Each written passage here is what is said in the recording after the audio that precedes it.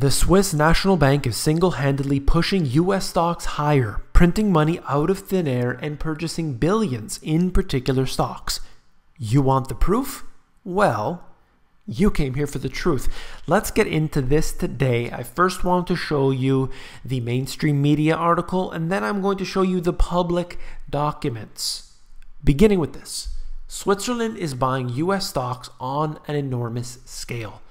The SNB is buying massive quantities of dollars and euros paid for by printing hundreds of billions of Swiss francs.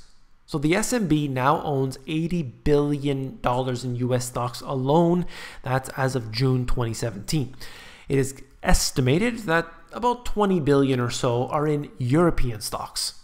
So think about this. When you have $17 billion being purchased just this year alone from the SNB, and then you have to understand that a lot of that is really focused around technology, but it's not every stock in the technology sector. We're talking about particular stocks, and even though they do buy many stocks, there's a heavy focus on particular companies, and I will show you those companies in a moment.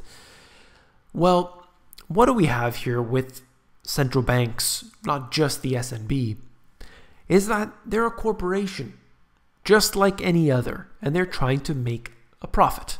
So they print money. Instead of you working your hard hours at your 9-to-5 job, they just have a printing press, they print up that money, and then they buy stocks. Well, that's really good if you are the benefactor there. You're able to reap the rewards of a central bank buying shares of your company. It's a great system. Now, let's get into the actual public data. With all of these companies, there's something called a 13F, okay? And that 13F will disclose all of the data that we need. So you don't need to just make that assumption or go based on what insiders say. The data is officially public. You can see it for yourself. This website here just takes all of that information and puts it into a nice little list for us to make it easy to view, but the 13Fs are available on the SEC's website. This particular stock, Apple, that's one holding in which they are definitely affecting the price of that stock. This is just one of many, but think about it. They own 19 million shares of Apple. That's huge. In fact, they own billions of dollars in Apple shares. That is not a conspiracy theory. That is not something I just made up. It is an actual documented fact.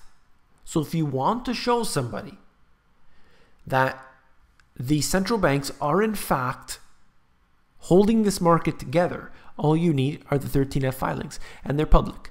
We don't need to have sort of conspiracy theories or anything else silly like this.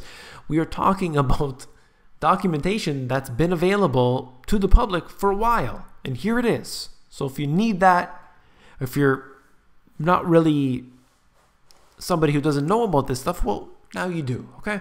So look at the different stocks that they own, different sectors. Even just another example here, Microsoft. Okay, so they're doing so. They have Google, they have everything. All these big corporations are receiving money from the central banks. And think about it. This is just one example. That's just the Swiss central bank. And when you apply that to, let's just say, even if 20 central banks were buying up shares of your stock, it's going to have a major effect. They can do so on a grand scale, should they decide to, but either way, even just what's publicly available to us, we know that they are single-handedly pushing stocks higher. Just imagine when you look at all of the rest of the central banks, how much they own, and then what's going on under the table. So this is huge. I believe it's important. A lot of people will say that I acknowledge the fact that central banks are pushing up stocks. but I'm losing out should I not ride that wave. I totally understand what you're saying. If you think you can make money doing this, by all means, do so. I just don't like funding and fueling a system that is corrupt, and as far as I'm concerned, it's immoral. A lot of these corporations exploit us in many ways. They steal our information. They are actually being used to put us in sort of a digital prison, for example, Google being one of them. When you search on Google, you're not receiving information from Google. Google is getting your information. You have to really take a 180 on that. You put information into Google. That's the difference. So anyway, that's just one example. I think they're immoral, and if you don't feel that way, then, you know, it's up to you. That's why I don't really like a lot of what people claim are financial experts, whether they call themselves that on YouTube or anywhere else, and then they recommend buying stocks. I think that's something that you can do. However, those of us who we want to know the truth about what's happening, and when you start digging into it and you realize that a lot of these corporations are siphoning off the wealth of you and I in different ways. They don't have to pay a single ounce of taxes in most cases, and we simply have increased taxation every year in one way, shape, or form. If you feel that's that way, like I said, by all means, do so. But it's not for me.